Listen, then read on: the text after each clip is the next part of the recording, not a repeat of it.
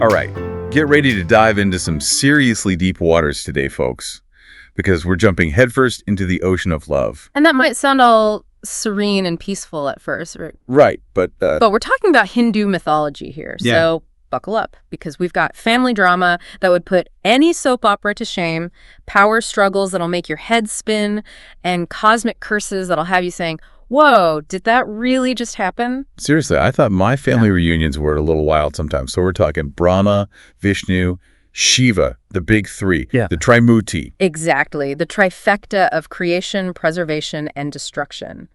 But here's where things get really interesting. We're diving into these excerpts from the Anurag Sagar. Okay, and that is? The Anurag Sagar is like this ancient text. It's like the insider's tell-all of how creation really went down, you know? Oh, I'm intrigued. Spill the tea. And it paints a slightly different picture of this power dynamic than you might be used to, especially when it comes to creation. We always hear about Brahma as the creator, but he's not exactly calling all the shots in this version of the story. Ooh, I love that about mythology. It takes everything you think you know and flips it on its head. So who throws that first wrench into this cosmic machine? Well, let me introduce you to Adha. She's a powerful, and I mean powerful, feminine figure in this telling. Imagine, like, the primal energy, the source everything flows from, even above the Trinity in this story. Okay, I'm picturing some serious cosmic energy here. What does Brahma do to get on her bad side? Well, Brahma, he gets a little, let's say, power hungry. He becomes fixated on this idea of immortality, convinced it's the ultimate prize. You know how it is. Oh, yeah. But here's the thing. Akka, she's not having it. She lays down a cosmic smackdown, a curse, that throws Brahma's plans right back in his face. Oof, that's gotta hurt. It's a classic case of ambition leading to downfall. It really is. You get so caught up in wanting something, so focused on the outcome, that it completely backfires. That's like when you stress so much about acing a presentation that you totally bomb it. Exactly. It's that desire, that clinging. And in Brahma's desperate attempt to grasp onto unending life, he actually diminishes his own power, gets tangled up in ego and desire, which is exactly what Adha is trying to prevent. And this is where Vishnu steps onto the scene. Ah, Vishnu the preserver. See, he always struck me as the calm one amidst all the chaos. So Adha brings him in to clean up Brahma's mess. Not so much cleanup, but more like maintain order. You see, Adha, in her infinite wisdom, she elevates Vishnu to uphold Dharma. And Dharma, that's like the cosmic order, the underlying principle of how things work. He becomes this force ensuring creation can continue, that things don't completely fall apart after Brahma's misstep. Makes sense. Somebody's got to keep the wheels turning. We haven't even gotten to Shiva yet. And knowing Hindu mythology, things are about to get even more interesting, right? Oh, you were right on the mark. And this is where the Anurag Sagar throws another curveball. Get ready for it. It's the introduction of a character named Kal. Kal. Okay, that rings a bell. Isn't that like time, death, something like that, depending on the context? It is. But in the Sant tradition, which is what the Anurag Sagar is all about, he's a lot more than just personified time or death. Okay. Think of Kal as the ultimate trickster, the master of illusion. He's like this veil of Maya, you know, whispering doubts and fears and desires into everyone's ears. And get this, even the gods aren't immune. Okay, hold on a second. So we've got this incredibly powerful feminine force, Adya. Brahma stumbling out of the gate, Vishnu stepping in to maintain order, and now this Kal character messing with everyone's heads. Where does Shiva, the destroyer, the one who's supposed to be indestructible, fit into all of this? And that is the beauty of the Anurag Sagar. It challenges our typical understanding of these deities. We'll dig into that more after a quick break. So Shiva. Where were we? Oh, right. Indestructible, right. But here's the thing, and this is where it gets really interesting. See, this indestructibility, it wasn't something he just, like, stumbled upon. Okay. It was a boon, a gift from his mother, Adya herself. Hold on. Shiva's mom is Adya, the same Adya who cursed Brahma. The one and only. It's a whole family affair, this creation story. But that little detail, it actually reveals a lot about Shiva's nature, at least in this telling. Okay, I'm listening. Lay it on me. So, picture this. Shiva, as a young deity, gets to ask his all-powerful mom for anything he wants. Anything at all. Right. That's a tough one. I'd probably get hung up on what kind of ice cream to pick. And what does he choose? Indestructibility. Not just a longer life, not invincibility in battle, but the inability to be destroyed. Completely and utterly. Okay, yeah, that's a power move for sure. It is. And it tells us that even at a young age, Shiva was grappling with something deeper than just physical existence. He wasn't afraid of death, of the destruction of form. He was after something much bigger. Like what? What's bigger than not being able to die? Think about it. What's the one thing that really has a hold on us? Even the fear of death, where does it stem from? Oh, okay. I think I see where you're going with this. That's right. It all comes back to Kal, that master manipulator we talked about. Shiva, in asking for indestructibility, was essentially declaring war on illusion itself. He was saying, I'm not playing your game, Kal. I'm breaking free from this cycle of birth and death, of fear and desire. He becomes the symbol of transcendence, of going beyond those limitations. Whoa, okay. So we've got Brahma making a mess of things, Vishnu trying to keep everything from falling apart, Kal lurking in the shadows, whispering in everyone's ears, and then there's Shiva. He's playing on a whole other level. But, and maybe this is a silly question, where do WE fit into all of this? That is an excellent question. And this is where the Anurag Sagar and Saint Mat in general gets really interesting. See, this isn't just some far-off story about how the universe began. It's not. It's a reflection of our own inner world, too. You, me, everyone listening, we're all little microcosms of this cosmic drama. Wait, back up a second. Oh, sorry. You're saying I'm like a walking, talking microcosms of creation. Yeah. That I contain multitudes. You got it. Remember when we talked about the fourfold creation, beings born from eggs, wombs, sweat, and earth? Yeah. Those energies, those creative principles, they exist within us too. We embody them on a microcosmic level. Okay, that's a lot to unpack. How am I supposed to even begin to wrap my head around that? Think of it this way. Your physical body, your emotions, your thoughts, they all reflect those different aspects of creation. We're like mini universes, each playing out our own version of this grand cosmic drama. Okay, I'm starting to see the connection here. So if we're all these mini universes, little reflections of this grand cosmic play, what does that mean for something like karma? Do even gods face karmic consequences in this story? You mentioned something about that earlier. They absolutely do. And that's where the Anurag Sagar gets really eye-opening. It challenges a lot of assumptions we might have about karma and free will. Take the stories of Bali and Harishchandra, for instance. Both of them considered incredibly virtuous kings. Powerful yogis, even capable of controlling their breath, which is a big deal in these traditions. Yeah, controlling your breath, that's like next level yogi stuff, right? Exactly. But despite their spiritual accomplishments, they still faced karmic repercussions for their actions. And that's where Kal's influence becomes even more evident. So wait, you're saying even mastering yoga and breathwork won't necessarily get you off the karmic hook? That's the question the Anurag Sagar forces us to confront.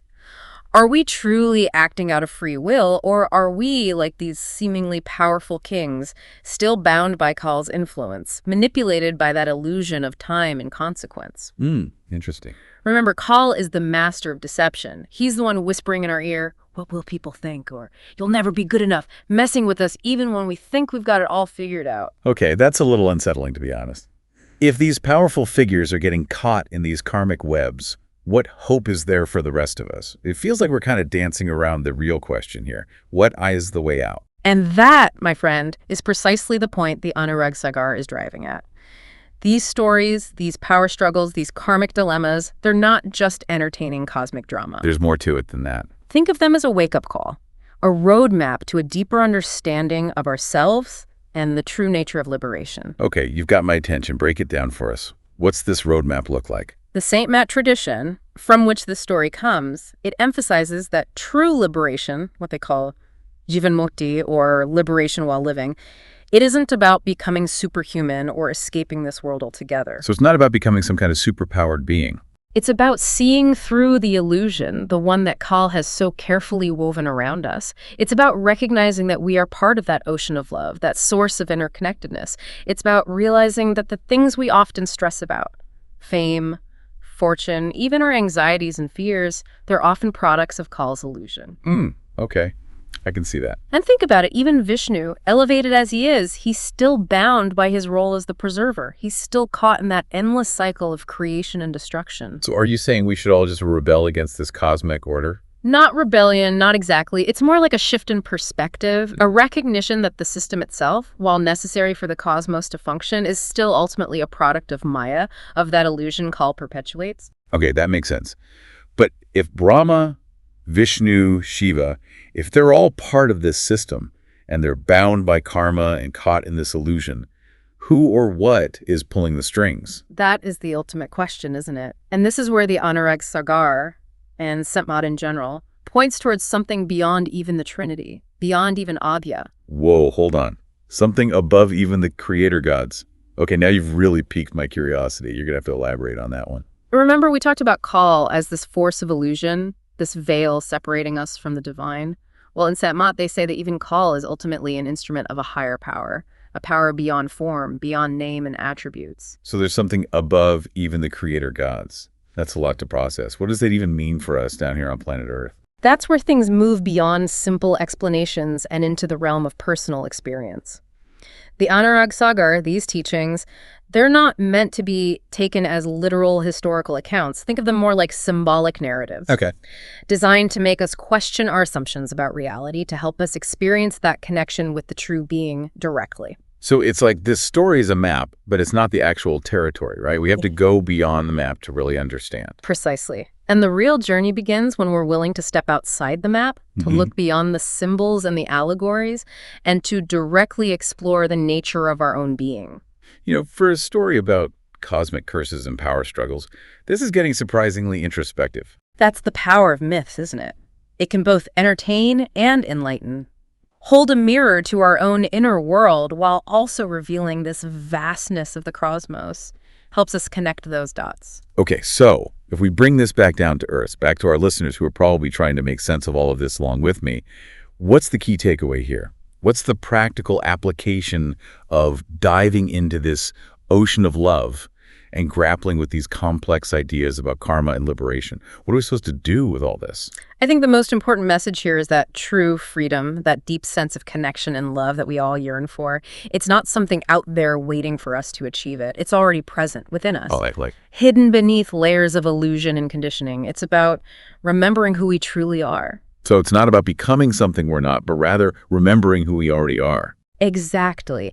And that remembrance, that awakening, it begins with questioning our assumptions, challenging those stories we tell ourselves about who we are and what's possible. It's about recognizing the influence of Kal in our own lives. Kal's influence, right. So recognizing that, recognizing how he whispers in our ears, even if it's about something as small as worrying what people will think, you're saying that's the first step toward this liberation while living thing. It's huge. Yeah. It's like we often think of karma as this, I don't know, a giant scorecard in the sky. Yeah. Like, do good things, rack up the points, do bad things. Well, get ready to face the music. But the way the Anurag Sagar lays it out from that Satmat perspective, it's so much deeper than that. Deeper how? Give me the deep dive on that. It's not just about our actions, right? It's about the why behind them. Like, what's actually driving you, you know? Are you coming from a place of genuine love, genuine compassion? Or are you, I don't know, more driven by ego, fear? Like, you need to get a gold star for everything you do. Remember those stories, even the gods facing karmic blowback. It's like, it's showing us that even doing good things, it can still keep you stuck if it comes from that place of, it's all about me. That's separation. Okay, so let me see if I'm getting this. A king could be out there doing good deeds, right? But if he's just doing it for the praise, for the power trip, he's still basically trapped in Kal's illusion. Exactly. It's like putting on this dazzling performance, but inside there's still that emptiness. Man, that's a head scratcher for sure. It's deep stuff. And that's where the real work, the inner work begins, you know. The Anurag Sagar, it's like this invitation to dismantle those ego structures, to look at our motives, and ultimately to remember we are one with that divine source. It's a journey. And these myths, they're like signposts along the way. This has been quite the deep dive. We've gone from Brahma, like totally messing up on a cosmic level, all the way to questioning the very nature of karma and free will, illusion, and liberation. Listeners, if you're anything like me, your mind is probably buzzing right now. And that's a good thing, really. These stories, these teachings, they're not meant to be perfectly memorized or instantly understood. They're more like invitations, you know? Invitations to explore, to sit with the big questions and see what comes up. No need to become mythology masters overnight, folks. Just start with asking yourself, why? Why am I making this choice? What's driving this desire? See where that takes you. That's where the magic happens, in that curiosity, in that willingness to look beyond the surface and connect with the deeper truths hidden within. Couldn't have said it better myself. I always enjoy these deep dives, but this one feels especially, I don't know, relevant. It's this wild, ancient creation myth, but it's got me thinking about my own creation story, you know, the choices I'm making right now and how they're shaping my experience. And that's the power of these ancient myths, right? They echo across millennia, spark something deep within us, and they guide us on our own unique journeys. Beautifully put. And on that note, listeners, we'll leave you with this. What choices are you making today? What are you bringing into being? Until next time, keep exploring, keep questioning, and as always, keep diving deep.